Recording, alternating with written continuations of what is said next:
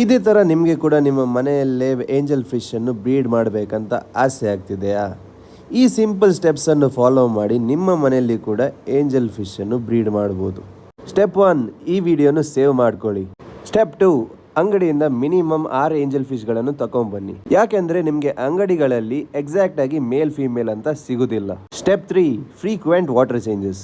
ಹೌದು, ನೀವು weekly at least 30% water change ಮಾಡಲೇಬೇಕು. Step 4, live feed. ನಿಮ್ಮ ಮೀನುಗಳಿಗೆ ಲೈವ್ ಫೀಡ್ ಕೊಟ್ಟರೆ ಅದು ಬೇಗನೆ ಬ್ರೀಡಿಂಗ್ ಸ್ಟೇಜಿಗೆ ಬರ್ತದೆ.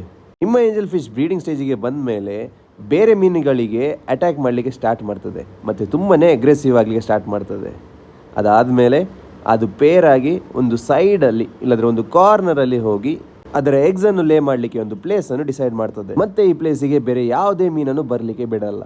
ಅದು ಎಗ್ಸ್ ಲೇ ಮಾಡಿ ಆಲ್ಮೋಸ್ಟ್ 2 to 3 days ಆದಮೇಲೆ ಎಲ್ಲ ಎಗ್ಸು ಒಂದೊಂದಾಗಿ ಹ್ಯಾಚ್ ಆಗಲಿಕ್ಕೆ ಸ್ಟಾರ್ಟ್ ಆಗ್ತದೆ. ಎಗ್ಸ್ ಹ್ಯಾಚ್ ಆಗಿ ಒಂದು ವಾರದ ನಂತರ ನೀವು ಅವುಗಳಿಗೆ ಬೇಬಿ ಬ್ರೈನ್ ಶ್ರಿಂಪನ್ನು ಫೀಡ್ ಮಾಡ್ಬೋದು.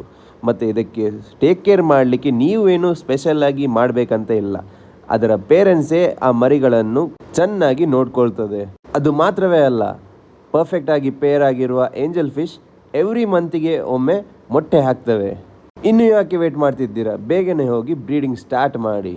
ಫಿಶ್ ರಿಲೇಟೆಡ್ ವಿಡಿಯೋಸ್ಗೆ ನನ್ನನ್ನು ಫಾಲೋ ಮಾಡಿ.